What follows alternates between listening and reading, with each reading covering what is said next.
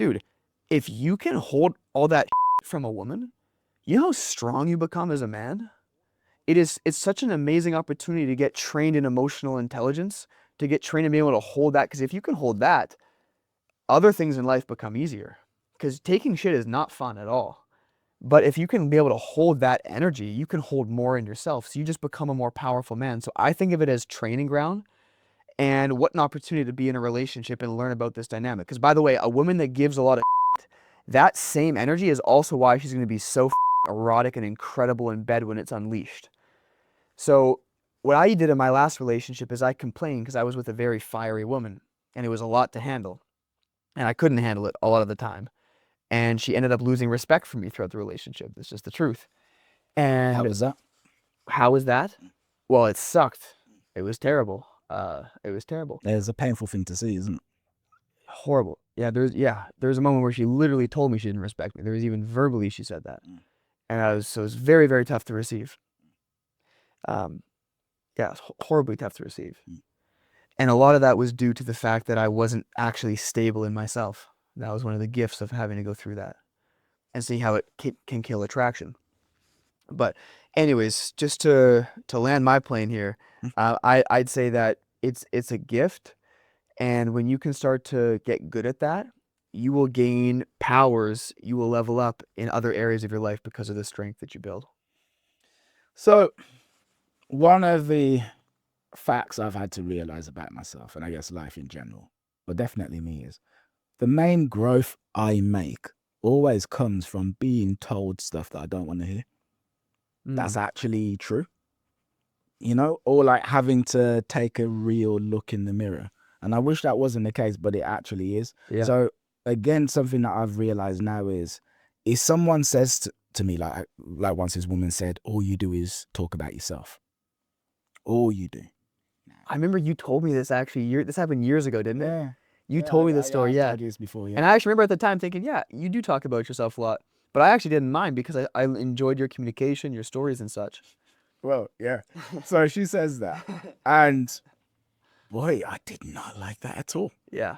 Especially like, firstly, I didn't like the way it sounded, but what really got me was I sat down and thought about it. I was like, ooh, there's a degree of truth to that, isn't there? Yeah. But then as a result, I was able to sit down and work on it. And I wouldn't say I'm 100% better.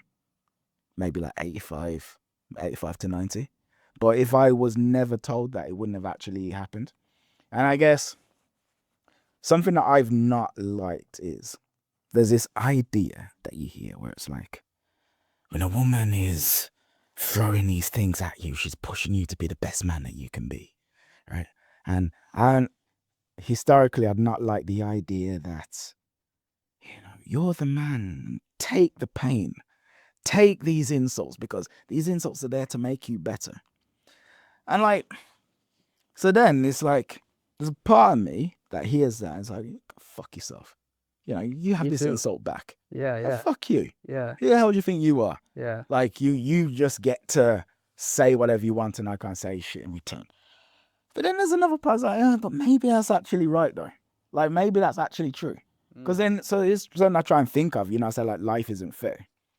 It does actually look like, right. So like, I interview so many women and I go, all right, what do you want from men, right?